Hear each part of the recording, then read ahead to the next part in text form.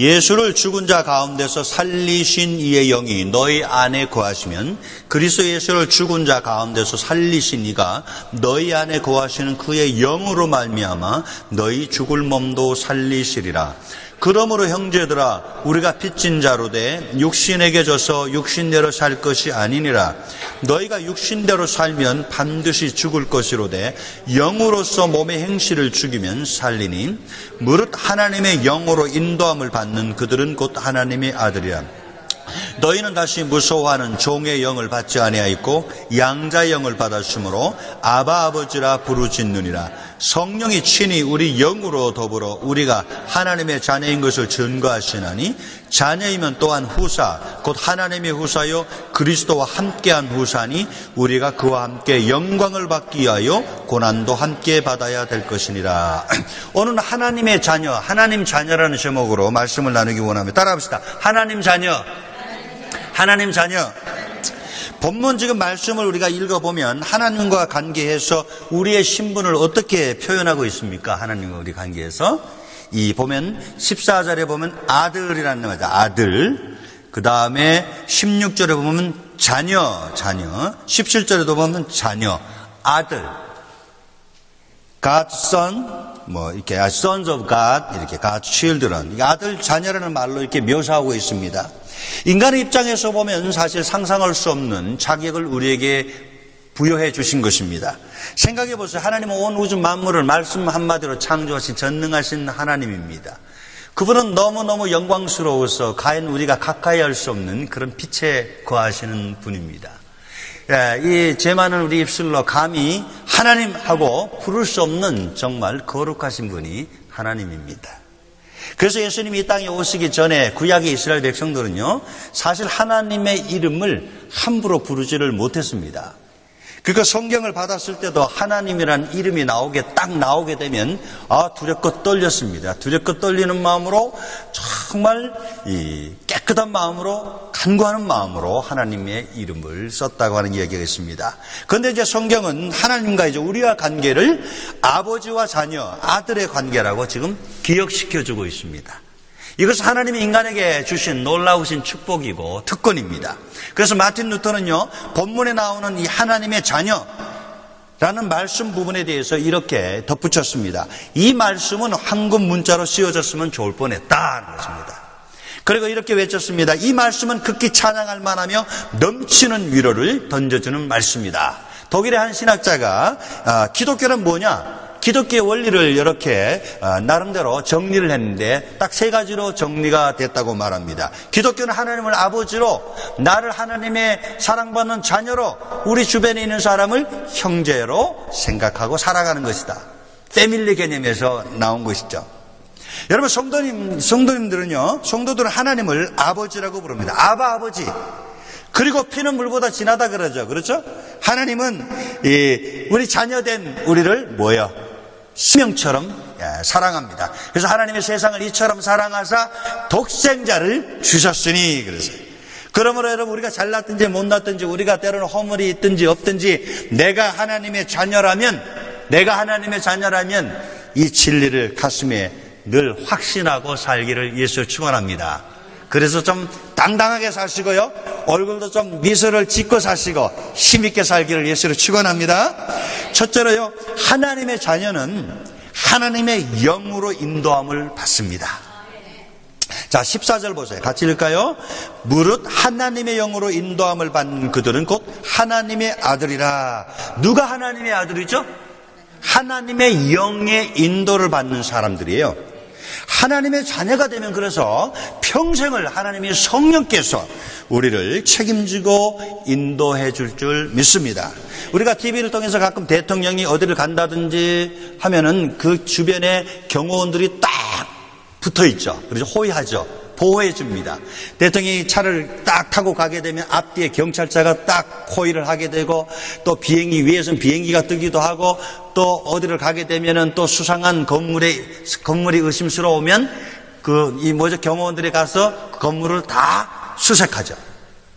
여러분, 이와 같이 하나님의 자녀인 우리가 인생길을 걸어갈 때요, 우리 성령님은 뭐예요? 위대한 경호원이 되시는 것입니다.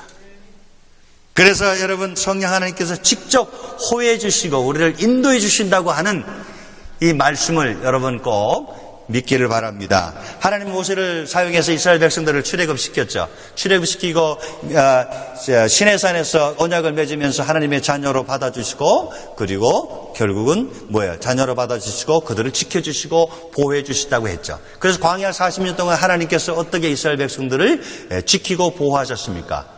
구름기둥으로 불기둥으로 그들을 보호했다고 말합니다. 신학적으로 얘기하면 성령의 역사를 해주셨다고 하는 얘기입니다. 구름기둥, 불기둥 이것은 아주 구체적으로 하나님께서 우리를 인도하신다는 것입니다. 성령께서 우리 안에 있지만 오늘도 삶에 우리가 때로는 느껴지지 않고 보여지지 않을지라도 하나님께서 정확하게 우리를 인도하시고 보여주신다고 하는 것 여러분 꼭 믿으시기 바랍니다. 아멘. 죽어가는 노인이 있었습니다. 노인은 죽어가는 자리에서 정말 걱정스러운 표정 짓고 있었습니다. 곁에서 본 사람이 물었습니다. 왜 이렇게 걱정스러운 표정을 합니까? 노인이 그 이유를 말했습니다. 노인이 어렸을 때 아이들하고 조그만 아이 있을 때 친구들하고 같이 동네 사거리에서 놀았다는 것입니다. 놀다 보니까 거기에 도로 교통 표지판이 있죠. 방향 표지판이 있었는데 거기에 바람이 세게 불어서 이게 자꾸 흔들렸다는 것입니다. 그래서 아이들이 장난 삼아서 그 표지판을 완전히 반대 방향으로 싹 돌렸다는 것입니다. 그리고 죽어가는 노인이 어릴 때 그런 일을 머리에 떠오르면서 이렇게 말했다는 거죠. 우리가 그때 장난친 것 때문에 얼마나 많은 사람들이 잘못된 길을 걸어갔을까. 그것을 생각하니까 후회가 막심합니다. 이렇게 했다는 것입니다. 여러분은 정말 바른 길로 가고 계십니까?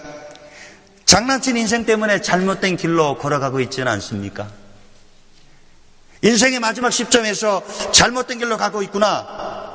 후회하지 않을 자신 있는 길을 지금 가고 있습니까? 내가 원하는 길이 아니라 내가 즐거워하는 길이 아니라 세상이 가는 길이 아니라 정말 성령이 인도하는 그 생명의 길로 여러분들은 가고 있는지 한번 가슴에 느껴보시길 바랍니다. 저는 여러분이요 지금 교회를 다니는 것, 예배를 드리는 것, 성경의 어떤 부분을 배워서 성경에 대한 지식을 아는 것, 교회 문화, 교회를 생활하다 보면 이제 교회 문화에 익숙한 것, 그런 길에 대해서 제가 말씀드리는 게 아닙니다. 물론 하나님께서 우리 인간은 항상 하나님을 멀리하고 싶잖아요, 그죠?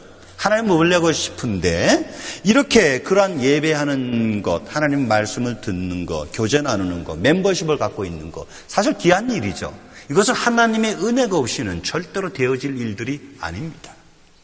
하지만 제가 말하는 것은 그러한 행위를 이야기하는 것이 아니라 가슴에 손을 얹고서요. 정말 내 영혼 깊은 곳에서 나는 성령의 인도를 받는 하나님의 자녀다 하는 그런 확신을 마음에 갖고 있느냐 하는 것입니다.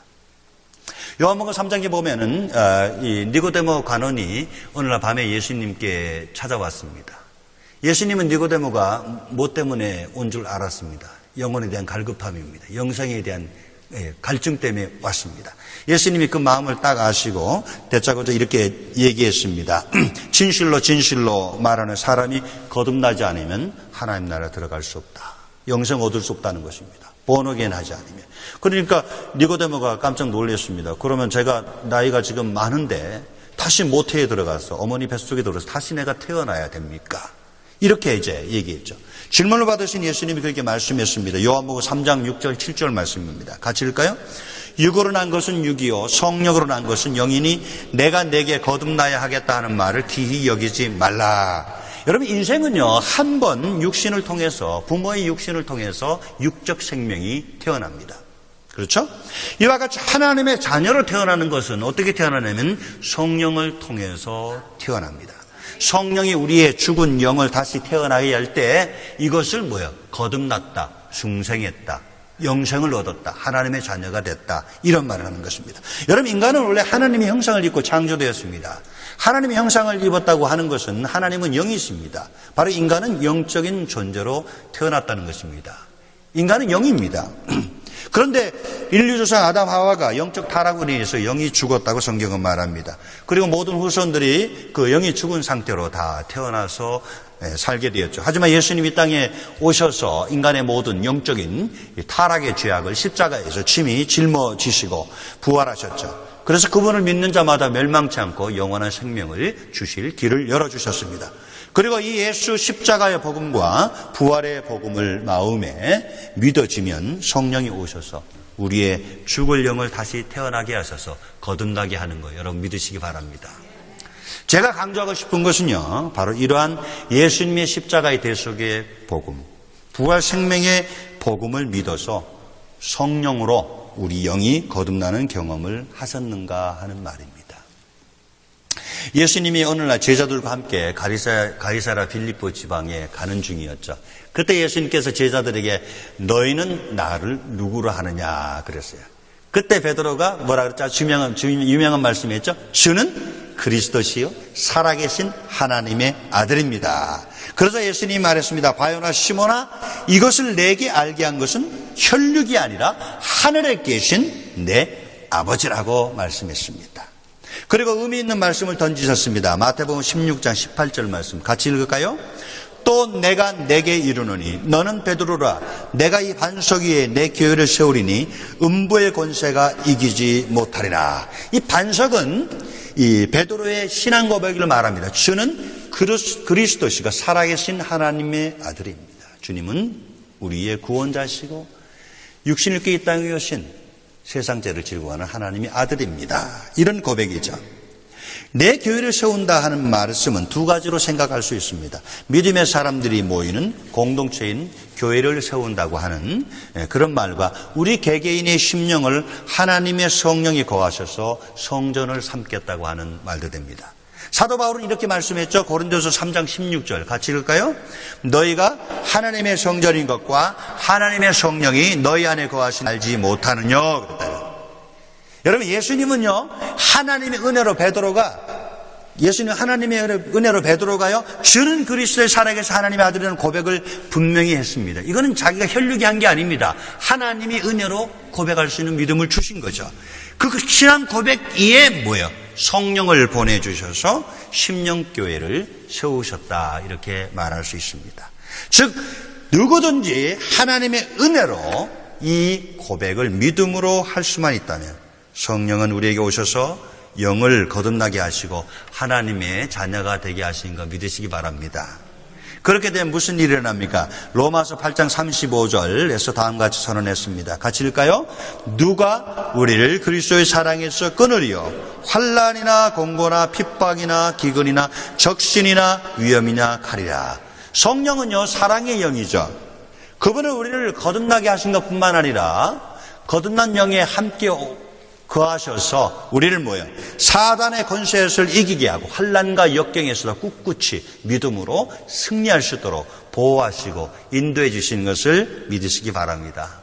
그래서 다윗은요 오래전에 자신의 목자가 되어주시는 하나님 여호와 하나님을 기억하면서 또 장차 세상의 진정한 목자가 되어주실 구원자 되신 예수님을 소망하면서 이렇게 고백했죠. 그것이 시편 23편 말씀이에요. 같이 읽어볼까요? 여호와는 나의 목자시니 내가 부족함이 없으리로다. 그가 나를 푸른 초장에 누이시며 쉴만한 물가로 인도하신도다. 내 영혼을 소생시키시고 자기 이름을 위하여 의의 길로 인도하신도다. 내가 사망의 음침한 골짜기로 다닐지라도 해를 두려워하지 않을 것은 주께서 나와 함께 하심이라. 주의 지팡이와 막대기가 나를 안위하시나이다. 주께서 내 원수의 목전에서 내게 상을 베푸시고 기름으로 내 머리에 바르셨으니 내 잔이 넘치나이다. 나의 평생의 선하심과 인자하심이 정녕 나를 따르니 내가 여호와의 집에 영원히 거하리로다. 하나님께서 자기 삶을 인도해 주신 것도 감사하지만 다윗에게는 또 장차 오실 메시아에 대한 소망이 있었습니다. 그래서 하나님께서 그 메시아에 대한 소망을 다윗에게 줬을 때 자기 삶에 또 만족감이 있는 것입니다. 평생의 선하심과 인자하심, 영어로 보기에는 나의 모든 삶이에요. 모든 삶을 하나님께서 이끌어 주실 걸 믿고 선하심과 사랑으로 이끌어 주실 걸 믿고 내가 주님을 따르겠습니다. 주님이 이끄실 걸 믿습니다. 그렇게 했을 때 만족한 삶을 살 수 있었다 하는 얘기입니다. 여러분, 신앙생활에서 가장 중요한 것은요, 우리 성령으로 거듭나야 됩니다. 믿음은 들음에서 나고 들음은 그리스도의 말씀으로 말미암는다는 그 말씀처럼요, 여러분, 말씀을 읽다가 예배를 드리다가 예수님의 십자가의 복음이 깨달아지거든, 부활의 은총이 깨달아지거든, 내가 죄인임을 깨닫게 되거든, 나도 예수님이 정말 필요한 존재였구나 하는 그런 믿음이 마음이 온다면 예수님을 구주로 영접하시기를 바랍니다. 그때가 바로 여러분 구원받을 때고 은혜의 날입니다. 우리 모두 성령으로 거듭나서 이제 평생 성령의 인도받는 그런 보호받는 삶 되기를 위해서 축원합니다. 자, 두 번째는요, 우리는 하나님의 후사입니다. 자, 15절 16절 보면요, 같이 있습니다. 너희는 다시 무서워하는 종의 영을 받지 아니하였고 양자의 영을 받았으므로 아바 아버지라 부르짖는다. 16절 성령이 친히 우리 영으로 더불어 우리가 하나님의 자녀인 것을 증거하시나니. 여러분, 사도 바울이 살았던 시대는요, 이제 이렇게 양자를 이렇게 하잖아요. 그 양자가 되면요, 아주 막대한 권한이 양자에게 주어집니다. 자기 친아들과서 똑같이 그런 권한이 지워지게 됩니다. 그렇기 때문에 양자를 한번 삼을 때는요, 철저한 증인을 반드시 세워야 됩니다. 반드시 증인을 세워야 합니다. 우리가 하나님의 자녀인 것은 누가 증인이 되어주시죠? 옆 사람이 다 증인 되어주십니까? 내 부인? 남편? 아니죠? 여기 보세요. 성령이 친히, 16절 잘 보세요. 성령이 친히, 성령께서 직접 우리가 하나님의 자녀인 것을 증인되어 주신다고 말하고 있습니다. 근데 어디에 증거하십니까? 어디에? 성령이 친히 우리 영으로 더불어 그랬어요. 성령은 우리의 거듭난 영에게 계속적으로 우리가 하나님의 자녀인 것을 증거해 주시는 것입니다. 그러므로 누구든지 자신이 거듭났다는 확실한 증거를 다 가질 수가 있습니다. 성령이 우리의 영에게 그것을 증거해 주기 때문에 그렇습니다. 구원의 진리에 대한 이 믿음, 성경에 대한 이 진리의 믿음을 성령께서 계속 우리 영에게 증거해 주기 때문에 그렇습니다. 여러분, 관공서에 가면요, 중요한 서류를 띌 때나 또 은행에 가서 필요한 돈을 내가 인출하려고 할 때 보면 보통 아이디를 요구하죠. 그죠? 드라이버 라이센스를 우리는 보통 냅니다. 신분하게 되면 그 서류 떼어주고 또 아무리 많은 돈이라도 그냥 다 인출할 수 있습니다. 마찬가지입니다. 우리가 하나님의 자녀인 것이 증명되었습니다. 성령이 우리에서 인쳐주셔서 이 사람은 하나님의 구원받은 자녀라고 딱 도장을 찍어줬습니다. 그러면 이제 우리에게 무엇이 돌아온지 아십니까? 17절 말씀 보세요. 같이 있습니다. 자녀이면 또한 후사, 곧 하나님의 후사요, 그리스도와 함께한 후사니 우리가 그와 함께 영광을 받기 위하여 고난도 함께 받아야 될 것이라. 자녀이면 또한 뭐죠? 후사. 후사는 상속자입니다. 유산을 이어받을 자입니다. 그런데 성경은 우리를 누구의 후사라고 그러죠? 하나님의 후사요. 하나님의 후사. 하나님의 아버지의 모든 것을 이어받을 상속자입니다.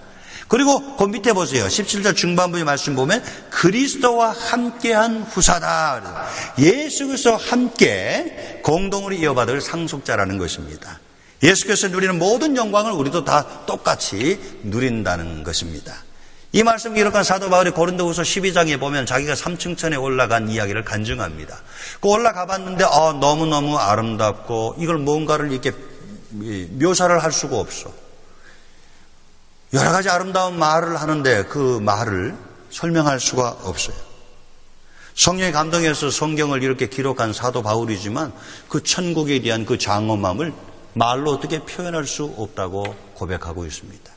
이와 같이 우리는 하나님 후사로서 예수 그리스도와 더불어 누릴 세세토록 누릴 영광이 우리에게 있을 줄 믿습니다. 사도 바울은 그래서 오늘 본문 말씀을 이렇게 결론을 짓고 있는데 17절 아까 읽었던 하반부 보세요. 우리가 그와 함께 영광을 받기 위하여 고난도 함께 받아야 될 것이라. 장차 정말 하나님의 아버지 나라에서 예수님과 받을 그 영광을 정말 믿고 이 땅에 살되 고난을 무서워하지 말고 성령의 함께 하심을 믿고 반드시 하나님께서 인도하실 걸 믿고 당당하게 살 것을 도전해 주고 있습니다. 성경은요, 믿음의 장인 히브리서 11장에서 이렇게 강조하죠. 히브리서 11장 1절 2절 같이 읽을까요? 믿음은 바라는 것들의 실상이요 보지 못하는 것들의 증거니 선진들이 이로써 증거를 얻었느니라. 히브리서는 사도 바울이 썼다고도 하고 아니면 작자 미상으로 이렇게 나와 있습니다. 하지만 히브리서를 쓴 대상은 분명히 있습니다.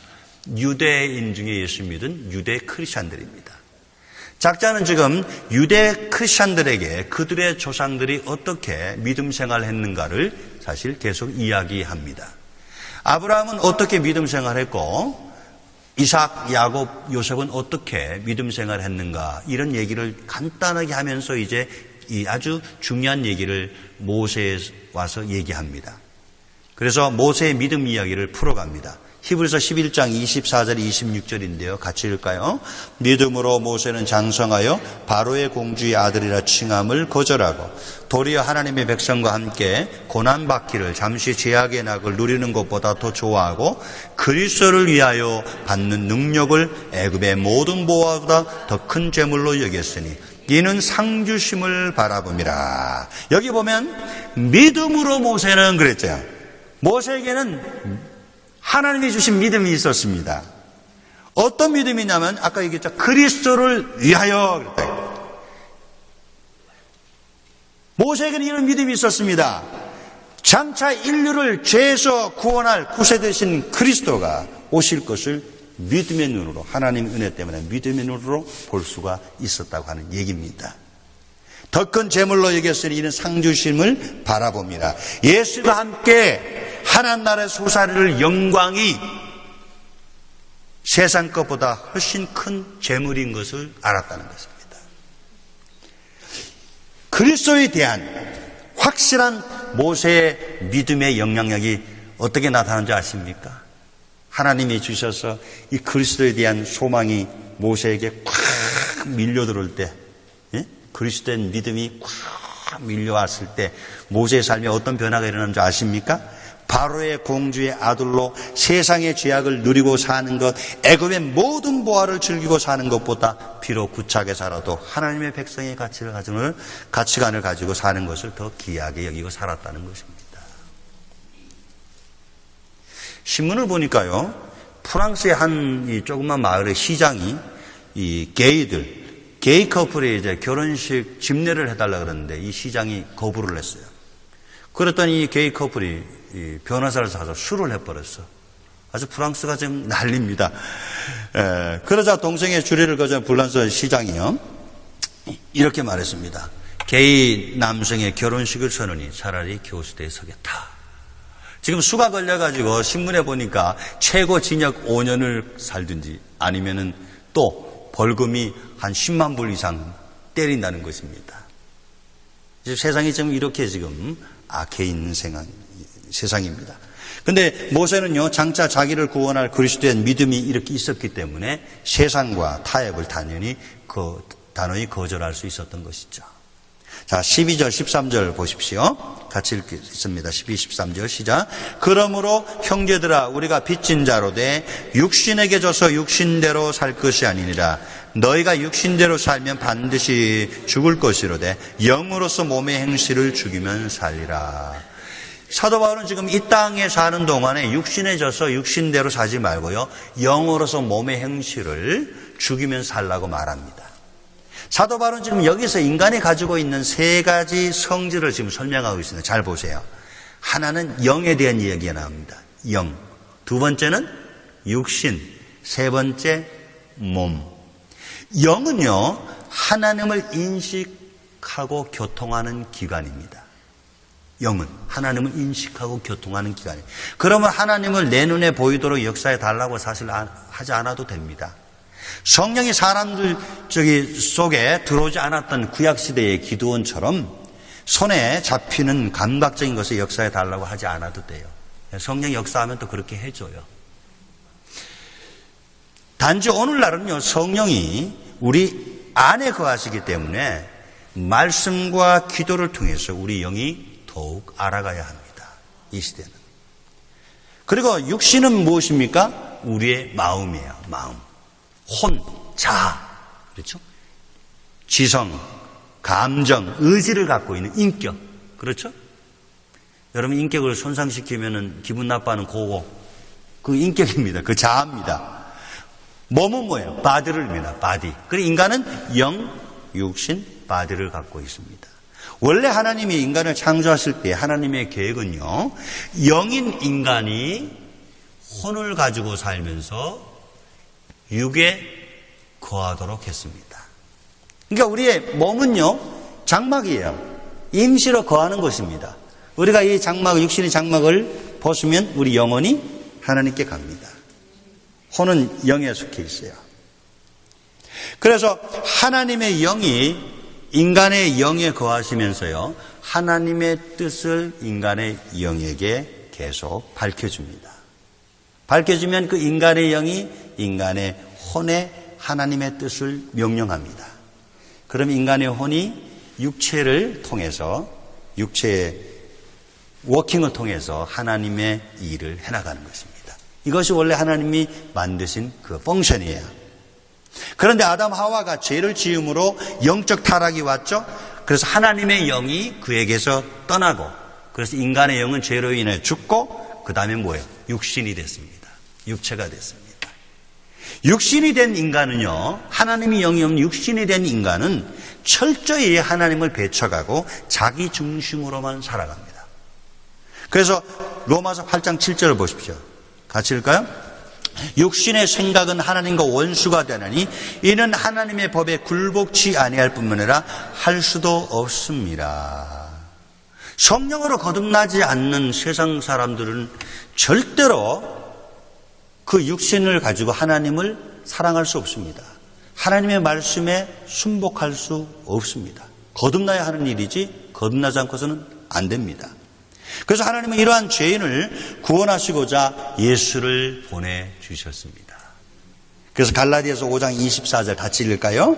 그리스도 예수의 사람들은 육체와 함께 그 정과 욕심을 십자가에 못 박았느니라. 예수님은 십자가에서 우리 영적인 죄를 담당해 줬습니다. 그래서 죄로 말미암아 부패된 몸도 담당해 줬습니다. 또 죄로 말미암아 타락한 우리의 육신을 자신의 십자가에 못 박아 주셨습니다.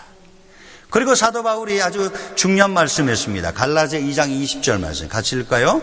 내가 그리스도와 함께 십자가에 못 박혔나니 그런즉 이제는 내가 산 것이 아니요 오직 내 안에 그리스도께서 사신 것이라. 이제 내가 육체 가운데 사는 것은 나를 사랑하사 나를 위하여 자기 몸을 버리신 하나님의 아들을 믿는 믿음 안에 사는 것이라. 여기 보세요. 하나님의 아들을 믿는 믿음 안에 사는 것이라. 자, 예수를 믿고 사는 것입니다. 그렇죠? 우리 믿음이 예수 믿고 사는 거 아닙니까? 그러면 예수님에 대한 어떤 믿음을 가지고 살아가야 합니까? 내가 그리스도와 함께 십자가에 못 박혔나니 나는 예수와 함께 십자가에 죽었습니다 하는 그 믿음을 가지고 살아야 돼요. 이게 믿음 생활입니다.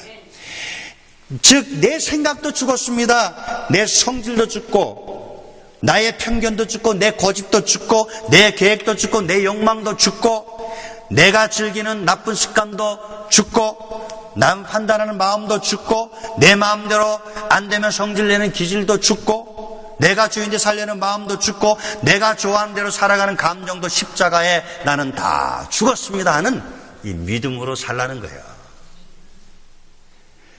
그리고 뭐야? 이제는 내가 사는 것이 아니오 오직 내 안에 그리스도께서 사신 것이라.